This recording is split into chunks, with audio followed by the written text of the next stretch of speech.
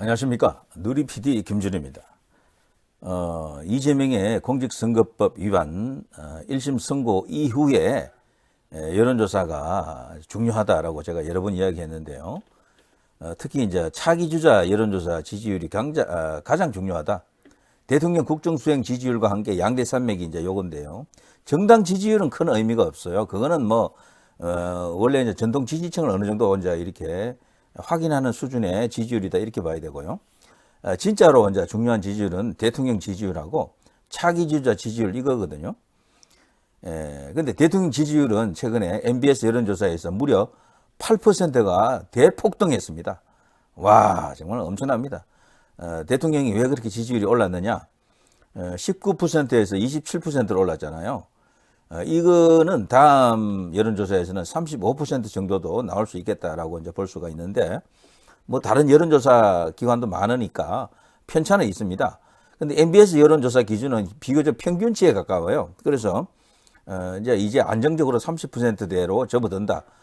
뭐잖아. 40%도 가능하다라는 희망을 이제 갖게 됐고요. 대통령 지지율이 이제 오른 것은 이재명 1심 선고 자체도 영향을 좀 줬습니다. 그것도요. 드디어 이제 정의 구현하는구나, 사법 처리되는구나, 라는 희망을 이쪽 이제 보수 진영에다가 던져줬다라고 이제 볼 수가 있고요. 그리고 이제 해외 순방을 다녀왔잖아요. 그 사이에 해외 순방 소식이 좀 알려지면서 대통령에 대한 기대치가 또 올라갔고, 그리고 기본적으로, 뚝심 있는 정치잖아요. 윤 대통령은. 이제 거기에 대해서 국민들이 기본적으로 갖고 있는 어떤 콘크리트가 있습니다. 그들이 여전히 대통령을 지지하고 있다는 걸 이제 보여줬고, 그리고 김건희 여사가 이제 처음으로 해외 순방에 빠졌잖아요. 이제 혼자 이렇게 다녀왔는데, 그게 어떻게 보면요, 좀 애처로워 보이는 거죠. 이번에 그 해외 순방은 그냥 국빈 초청 이런 게 아니고요. 다자 정상회담이잖아요. APEC하고, 그리고 이제 G20인데요. 대한민국 외교 무대에서 가장 큰 무대입니다, 여기가. 가장 많은 해외 정상을 또 만날 수 있는 자리고. 그런 자리는요, 기본적으로 그 개최하는 나라에서 그 영부인 프로그램이라는 걸 돌립니다. 당연히 영부인이 가야 돼요, 거기는. 영부인끼리 만나서 하는 것도 있거든. 근데 거기 빠졌다고. 정말 안쓰러운데요. 그런데 어쨌거나 그런 모습을 우리 국민들이 지켜보면서 좀 짠하다 할까 그런 느낌이 들었겠죠. 그래서 지지율이 상대적으로 또 올라갔다라고 볼 수 있습니다. 자, 대통령 지지율은 제가 어제도 이야기했고요. 이제 그 정도 하고.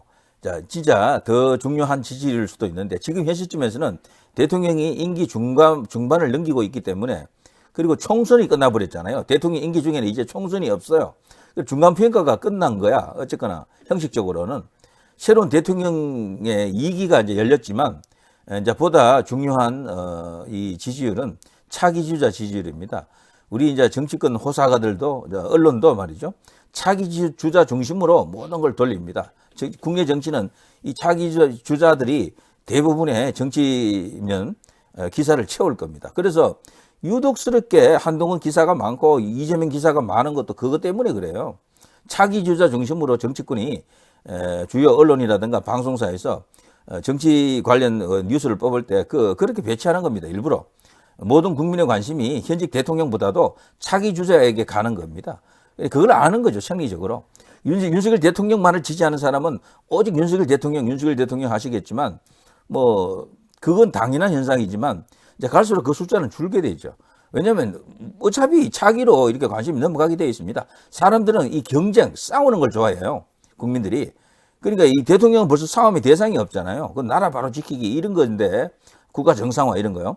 근데 차기 주자 여기 가면 진짜 이제 이 링 위에서 싸우는 거잖아요. 저쪽하고 이쪽 안에서도 여러 명이 지금 경쟁을 하는 관계입니다. 이거 자체가 흥미롭다고 볼 수 있죠. 그래서 기사가 더 많이 읽히고 더 많이 팔립니다. 그래서 정치권에서는 무조건 탑 뉴스로 대부분 10이면 9은 차기 주자 중심으로 뽑을 수밖에 없다. 이렇게 볼 수가 있겠어요.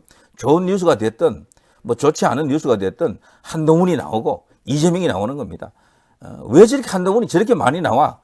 이렇게 이제 말하는 사람들도 많은데 불만이시죠. 그것 때문에 다른 대선 주자들이 크지를 못하잖아요. 한동훈 뉴스로 그냥 도배가 돼 계속. 그러니까 다른 오세훈이라든가 홍준표라든가 그런 사람들은 자기 스스로 뭔가 말하지 않으면 뉴스에 한 줄 나오지도 않아요. 김문수 같은 거는 아예 거론도 안 돼. 1인식이 되니까 한동훈만 혼자 독보적인, 보수에서는 독보적인 그런 상황이 됐죠. 이건 딴 거 없습니다. 법무부 장관 시절부터 지지율이 쭉 올라와가지고 어느 시점부터 이 보수에서는 뭐 압도적 1위를 계속하고 있다 보니까 조정동이라든가 주요 언론에서도 차기 주자로 사실상 그들이 내락한 것이나 마찬가지죠. 이거를 그냥 이제 뒤집기 위해서는 어마어마한 이제 피와 땀과 눈물이 필요할 겁니다. 쉽지 않을 거예요. 근데 이런 형국 속에서 마침 단계 사태가 터진 거죠. 이게 한동훈 가는 길에 엄청난 변수가 될 것 같은데요. 자, 이번 시간에는요, 그 이야기를 하려는 것은 아니고, 차기 주자 지지율, 이제 여기 발표된 게 하나 있었죠.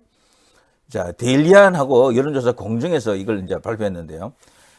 이 결과 보고 진짜 충격 먹은 사람들도 많겠습니다. 이거 뭐 이래, 조작했구만. 뭐 이렇게 또 말하는 사람들도 당연히 있을 수가 있는데, 그런데 조작이라기보다는요, 좀 부정확한 여론조사일 수가 있어요. 부정확한. 여기 데일리안은 알아주는 여기 보수 언론 아닙니까? 뉴데일리보다도 먼저 창간한 그야말로 인터넷 보수 언론의 선두주자, 기둥이었었는데요. 자, 그리고 여론조사 공정 여기는요, 유일한 우파 인사들이 가서 만든 회사입니다, 여기. 여론조사 공정 여기는. 그래서 여론조사 기관이 우리나라에 수백 개 있는데요. 그 중에서도, 이 정치 관련해서 여론조사 돌리는 데가 한 10군데 됩니다.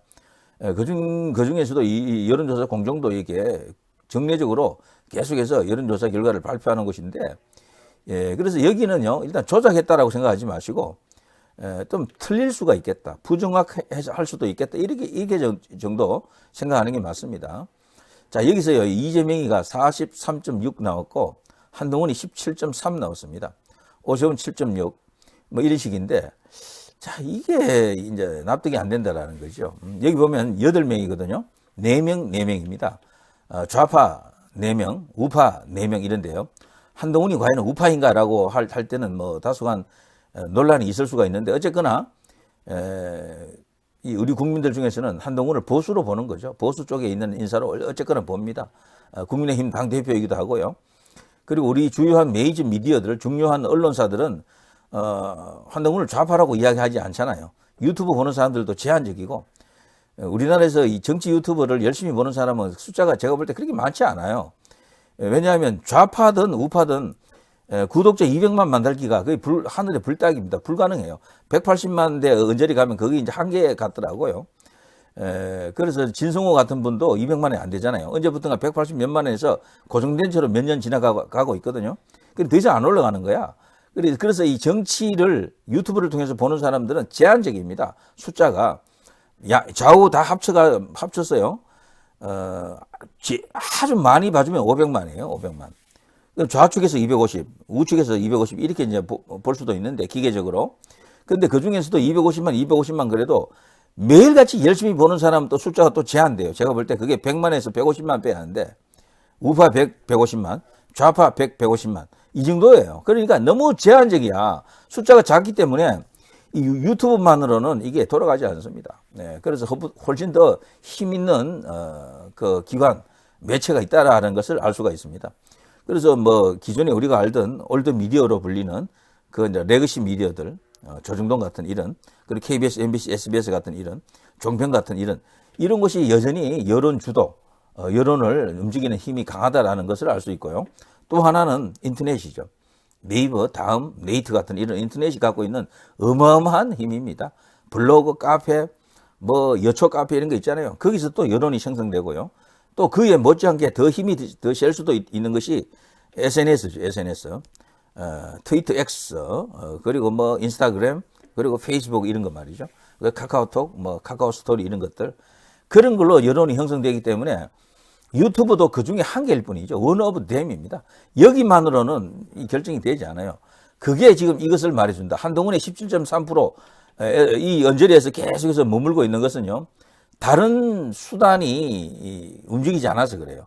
유튜브는 이미 한동훈이 여기서는 뭐 이미 끝났죠. 유튜브 안에서는 한동훈이 인기가 그리 높지 않습니다. 한동훈 지지하는 유튜브 채널도 많지 않고 대부분 반한동훈 혹은 한동훈에서 이제 멀어진 사람들이 대부분이고요. 지금도 한동훈 지지하는 사람들 일부도 보니까 제가 잠깐 이렇게 살펴보니까 간을 보고 있더군요. 언제든 이제 빠져나올 준비를 하고 있더라고. 그래서 한동훈은 유튜브에서는 이미 멀어진 인물인데 다만 제도권 미디어, 그리고 또 다수 국민들은 여전히 한동훈에 대한 지지를 하고 있는 게 거기서 비롯된다라고 볼 수가 있습니다. 아직 전체적인 맥락이라든가 한동훈 주변에서 일어나고 있는 치명적인 이야기들, 이슈들, 그리고 한계, 그리고 한동훈의 그 정체성, 그 역사관, 이런 것을 몰라서 그래요, 사람들이. 접해보지 않았으니까. 그런 것을 말해주는 언론이 없어 그래요. 유튜브를 뭐 우리나라 국민들이 뭐 2천만 이렇게 본다 그러면 게임 벌써 끝났지. 근데 그렇게 안 되다 보니까 이제 이렇게 되는 겁니다. 자, 여기 이재명이가요, 또 올라가지고 무려 2.6% 올랐습니다. 한동훈은 0.6% 올랐고요. 뭐 기타 이해합니다. 8명인데 4명인데요. 여기 보면 좌파에서는 이재명, 조국, 김동연, 김경수 이렇고요. 거의 고정되어 있죠. 여기도 이렇게. 새로 한 사람이 이제 들어가자면은 이 중에 한 명을 이제 밀어내야 되는데 거의 불가능할 겁니다. 그래서 새로 진입하기가 굉장히 어렵잖아요. 이재명을 아웃시키면은 여기에 이제 난리 나겠죠. 이재명을 아웃시키면은. 이재명이 없다 생각해 보세요. 조국도 없어질 가능성이 높거든. 그러면 김동연, 김경수에다가 4명 만들어야 되는데 나머지 2명은 누굽니까? 응? 자, 그거 두 자리 놓고 또 대가리 깨지게 싸우겠죠. 이낙연이 돌으려고 할 거고요.